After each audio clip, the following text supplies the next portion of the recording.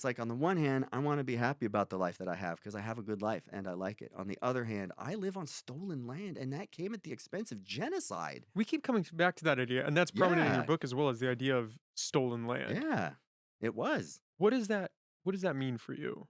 It means that there were 20 million people on a continent and they got civilized.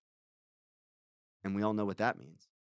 It means they were removed from their land. They were earmarked for destruction from the very beginning. This was not a clash of civilizations. They didn't go to Europe. We came here, and number one, we took the land. Number two, we renamed the land. Number three, we destroyed their culture. If we found their writing, we burned it. We destroyed it because it is a threat to the settler society. If it's not Christianity, it burns in public. We will celebrate this, sing songs about it, write whole sermons about it. Like, we have to own both sides of this, you know? I freaking love Christmas music. I can't get over how much I love Little Drummer Boy. And at the same time, there's a history there, man, that is violent and bloody and that does not want to get looked at. And I think that when people are like, this is what made America great, we have to realize that that speaks to patriots, but also non-patriots alike. And both people deserve a seat at the table when it comes to critical thinking. There's nothing objectively great about the American experiment. I'll celebrate so many of the things that we've done, but I don't think that there's anything that is objectively great about us. As a debate person, I'm deeply suspicious of claims like that. It's messy. I want a bigger picture version of who we are. You don't think there's anything unique though about the American experiment? I mean, no, not really. Most settler colonialism, most of it is theft. Like, look at representative government. That's a really good example. Look at what liberty means before we come to the so-called New World, and after we get to the New World, liberty just completely changes. And it's not because some dude sitting in a room in Europe is like, I have conceived of an idea. It's because people came and saw a bunch of people in the Amazon that didn't have to work for food because they literally engineered a grocery store that was so big it could never be eaten. Like 1492 says the Amazon rainforest was probably genetically engineered from the ground up to be edible. There's just not enough poisonous plants when there's supposed to be. There's absolutely an overabundance of food that can be eaten that just does not belong. Like, where did this come from? And the logic makes a lot of sense for people to be like, well, if it's edible, we can grow it. And if it's not edible, kill it. And basically, that's your job. And you get to eat forever for free. That's liberty, man. That's this new world of like the primal man that lived before government, that's that vocabulary. That's where that came from. And on the one hand, I consider myself a patriot because I support and believe in the ideals of America. But on the other hand, I'm a critical thinker and I'm not blind to what those ideals entail and where they came from. But don't you think that ties back into human history? The idea of conquering, taking land, displacing the people that were there. I mean, haven't we done that since there were people? The settler colonial experiment is very unique in the United States. It is very, very unique. Um, In terms of well, number one, in terms of the way that warfare was carried out, total destruction and total warfare is a really good example of this. Viking raids are one thing. A permanent Viking establishment that scrapes the continent clean, that's something totally different.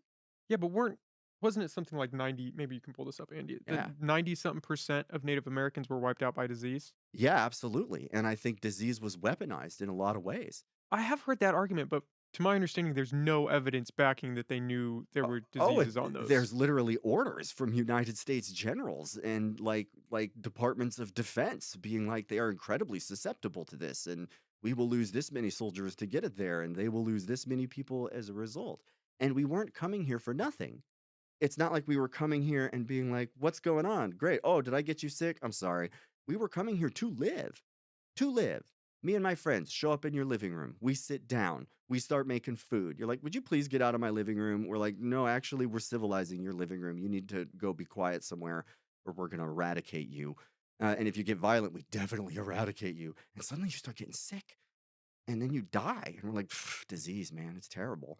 But you think That's that was intentional? That the blanket theory is that, intentional or unintentional. It's a byproduct of settler colonialism. yeah, but doesn't that play if we're looking at subjective experiences, doesn't that come into play of if I give you this blanket in good faith and then it wipes out 90 something percent of your population?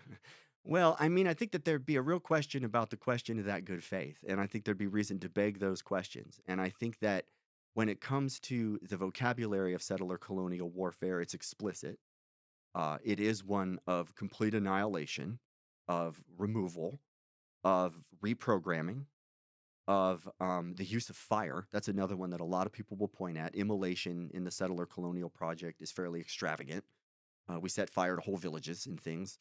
We still do this in a lot of ways. Academics will point out, the American experiment will. And people will be like, Vikings burned things too. And it's here the historians are like, there are fundamental differences though. And those differences really matter. Settler colonialism, most importantly, was industrialized. It was industrialized. It was a wholesale mercantile product that involved the legacies of enslavement, you know? Like, that's not South Africa. That's not what South Africa's doing. That's not where Jerusalem came from. Australia doesn't have that story, you know?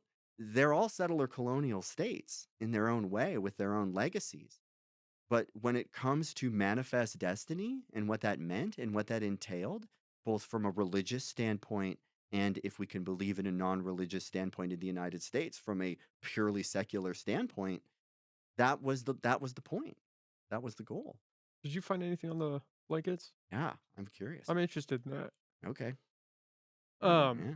Talk about the old blankets. yeah, well, I'm just because in my understanding, I've talked to a lot of people, and the Native Yeah. American thing comes into play a lot, Yeah. and it always seems that we are honing our vision on the play between the United States and the Native Americans, but we neglect human history past that point of the Ottoman Empire, of the Roman Empire, the wiping out of the Celts. I mean, Yeah. Genghis Khan. We go back, and it's a tale of human history because humans commit these And if atrocities. Genghis Khan had like settled the world, I'd want to talk about that, man.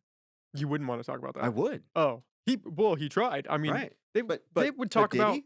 Did he he manifest that destiny? but I did we mean, conquer the world? look at us, man. We own an entire continent. We've got military outposts literally all over the world. We've got the largest nuclear arsenal on the planet, second maybe to Russia, if their nukes could fly. Like, like we're the preeminent authority in culture. Like, look at Hollywood and its imprint. When the Dam Busters came out, which was a huge movie in Great Britain, 80% of the film going public was watching American movies at the time in the UK. 80%. And that was the 50s, That's when Britain is supposed to have its own media. But, Madison Avenue was like the power broker of what it means to be a man for a long time. And Genghis Khan is important, and we will talk about him. No one said don't study Genghis Khan. We're like, also, though, America, right? Like, also the United States of America. Let's talk about that. Genghis Khan killed so many people, he changed the carbon footprint of the planet. Yeah, we did too. They used to talk yeah, but they used to talk about I think it was one of a conquest or somebody was traveling maybe somewhere around China, Yeah, and they saw this white mound. It looked like a yeah, mountain in the distance, and it was human bones yeah. that Can they you used imagine if the guy had nuclear weapons? We do. that would be crazy. Well, yeah, but you And can't we've used them I don't twice. know if you can create or create a comparison between how we are run today versus how Genghis Khan was Well, run my back point my, then. my point is I think we emphatically must. Make How that connection. yeah. He's one guy that lasted for one generation of his life, and the legacies are profound and impactful. Talk about that. Definitely. What is America? What is it? Where did it come from? What does it mean? What does it mean to be an American? You And you know? don't think that attributes to every nation? That idea of those same ideas of I would how hope did it so. come here? I would hope so.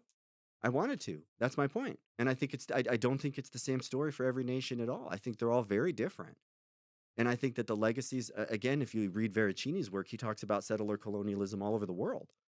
And for him, he tries to distill a couple very generic, like, questions about what unites all of the settler colonial experiments that we see. But, the American version of it is profoundly successful. Dunbar Ortiz says we celebrate the 4th of July without a hint of tragedy. And if you bring it up, you're yelled at. That's weird if you're an indigenous person because the 4th of July, according to like Riesling Baldy, that's the end of the world in a lot of ways for Don't you indigenous think folks. the British kind of feel bad about that too? I would hope so. They better. got their asses handed to them. What do you have here, Andy? The determination of whether a historical event should or should not be considered a genocide can be a matter of scholarly debate. Historians often draw on broader definitions such as Lemkin's, which sees colonialist violence against indigenous peoples as inherently genocidal. For example, in the case of the colonization of the Americas, where the indigenous people of the Americas declined by up to 90% in the first centuries of European colonization. Yeah, but see if they intentionally or see if they knew about the spreading of diseases. If that, do you already have that pulled up here? Wait, go back for a sec. When the Europeans arrived carrying germs which thrived in dense semi urban populations, the indigenous people of the Americas were effectively doomed. They had never experienced smallpox, measles, or flu before, and the viruses tore through the continent, killing an estimated 90% of Native Americans. Yeah, see if you can find if they knew that back then. Does it matter? I think so. Yeah. You don't think it makes a My difference? problem with that telling, that particular telling that we just got, and I'm trying to see where we're reading it from, PBS. Like, this is a good example, right? PBS is a lefty site. One of the things we see about settler colonialism is that it's always framed in the past tense and described in the past tense, and it's always framed very passively. Passive framing is like talking about sexual violence instead of like toxic masculinity. Very different way of framing violence. Yeah, but don't you think those are two different things? I do. I do. And I think it's important to talk about the specifics, you know? And if we're talking about like violence against men, it's like 70% of dudes perpetrate that stuff, or 80% of dudes perpetrate that stuff. But let's stay on point with this, because I think that here, when it says when the Europeans arrived, but what happened? Why did they come here? When they arrived, what happened before that? Why are they here? What are they doing here? How do they view the people that live on this land, that have generations of connections to this land? That is both a complex question and a fairly asymmetrical one. It is complex in that we have a lot of people that are basically fleeing persecution themselves. Settler colonialism pits very desperate people against other desperate people. That is a fundamental hallmark of, ask Australians. They know all about that, right? Like, most of the people that were sent there were not wanting to move to Australia. The point is that they're still settlers, though, and they still see themselves as different from the so-called bestial people, godless people, heathenly people. Even the liberals at the time will describe them as a simpler people.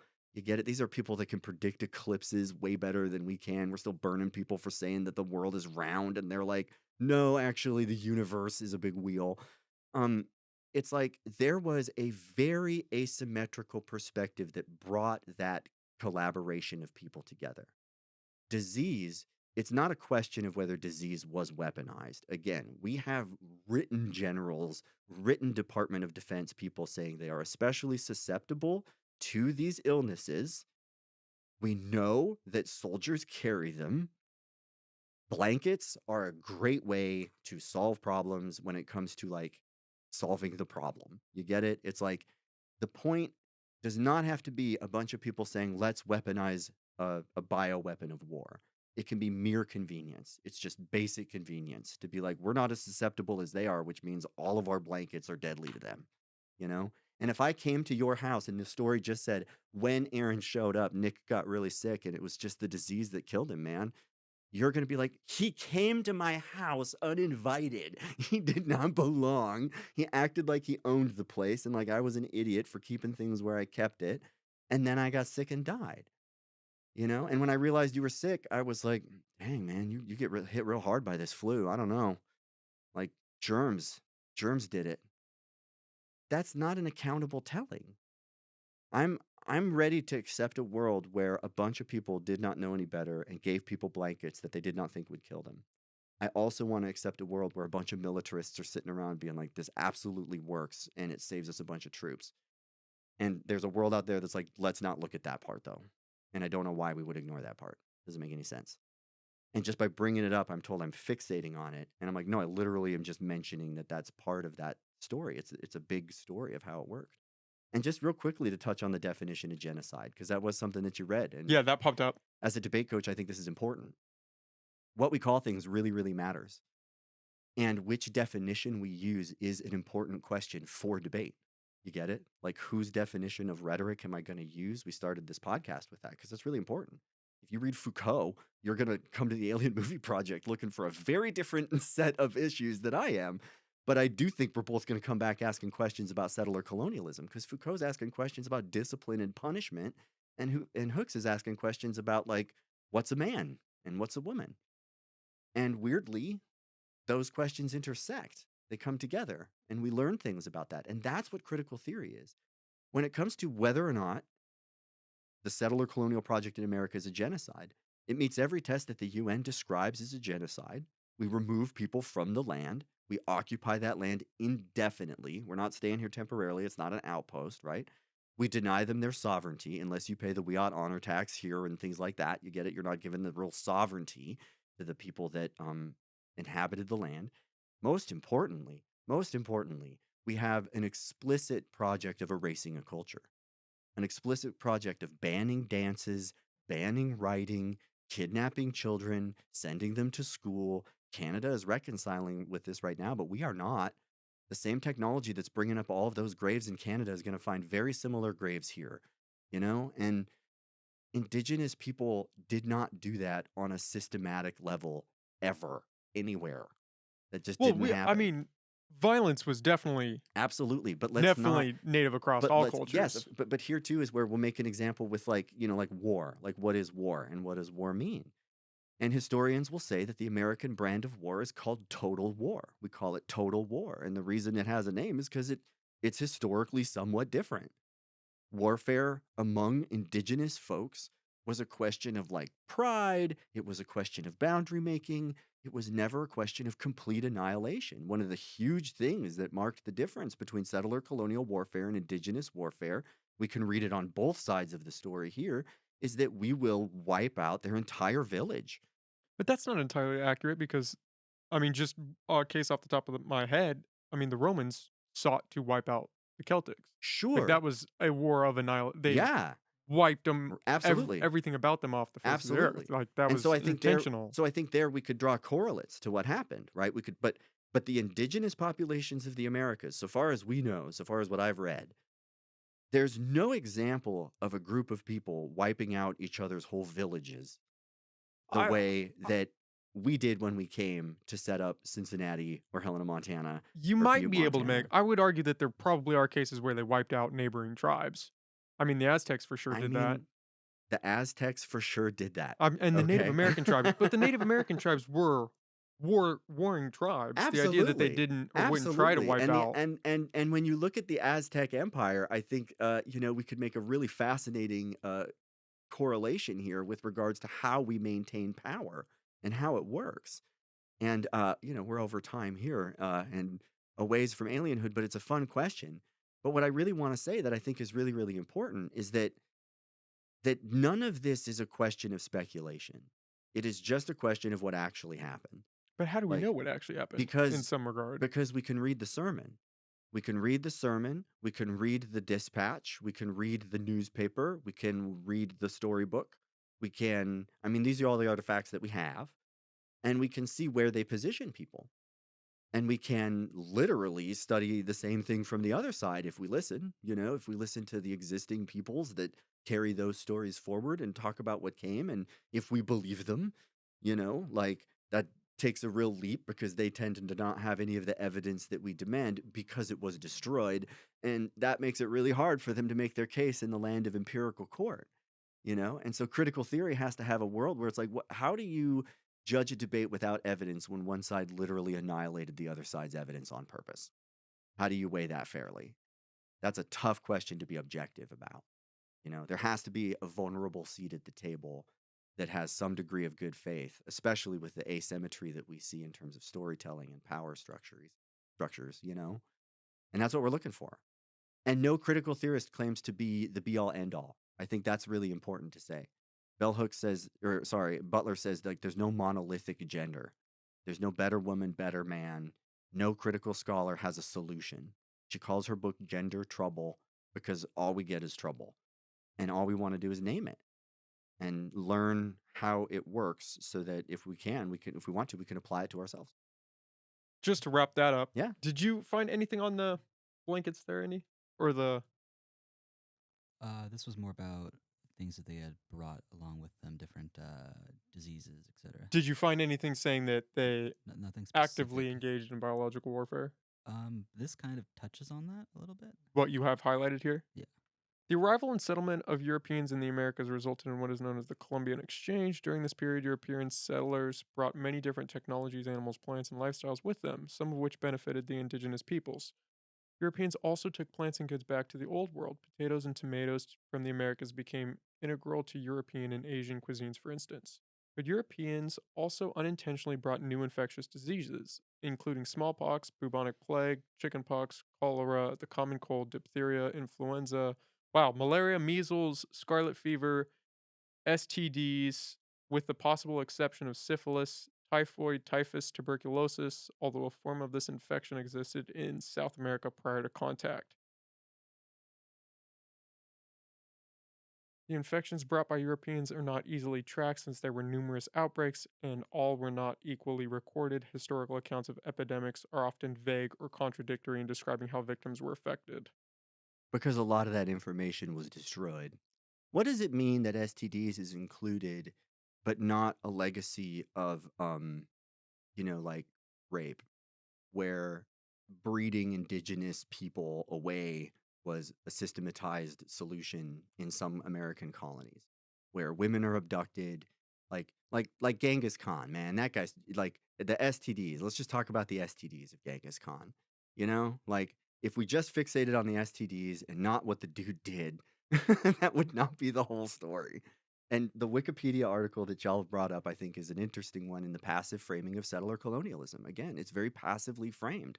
It's like, it's a good example of crowdsourced knowledge, right? Like, crowdsource and peer review are two very different ways to accumulate knowledge. And as a debate coach, I want all of it, but let's make sure that we understand the methodology and where the vocabulary comes from, To be like, they brought a lot of stuff, a lot of which benefited indigenous people, is kind of again burying the lead. They came here to civilize a people, to take land, occupy space, replace existing traditions. You get it? Like that was true for everybody. That was true for my ancestors. It was true for the people that came here to make a new life for themselves. But make a new life on what? In Man of Steel, they account for the Kansas people, but not in we don't want to ask that prior question of who was here before and what it took to make that new life. Do you think that white people today are still somewhat responsible for that? I Or think people living in this I country are think still responsible? whiteness is an ongoing form of systematic privilege, and that I benefit from that in a lot of ways, and that I want to know about that. And that if I'm completely ignorant to it, that the very explicit forms of it are able to go on completely unchecked without me trying to interrupt it. Like whiteness takes on a lot of different forms. You can be a very well-meaning white liberal lady who cries as soon as she's confronted and has never thought about the privilege of that position. And you can be a white lady that supports the KKK and wants to like literally kill people and, remove them and things. They both speak for whiteness. And I think that I would say that because of the legacies of whiteness within settler colonial storytelling in particular, we're all still on the hook, for sure. Like I did not do any of that, but I'm benefiting from it. And the least I can do is want to know more about it. What do you make of the argument that people make where they say, "Oh, I wasn't there. I wasn't alive back then. It's not my fault. Why should I be suffering consequences because of that?" Well, they're not really suffering consequences besides feeling bad about the conversation. Those are the consequences that they're suffering. And a debate coach is like, I don't really care. Sorry, it's hard. But it's like you weren't there is a very good way of passing off the blame. A lot of times that's kind of a mark of being a criminal. You should have been there. We weren't born, so that doesn't work. But there's times where it's like, well, maybe you should have been there. Maybe you should show up now. It's a question of, whose traditions do you celebrate and what are the histories of those traditions? And are you just prepared to be accountable for those traditions? Especially considering that the people who lived before that are still here. Verancini says we talk about settler colonialism in the past, and it is not the past. It's happening right now. It is under our feet at this very moment. And we can't do it over. We can't make it go away. We aren't setting out to make all these people feel bad. We're just saying this is the recipe. This is how it describes itself.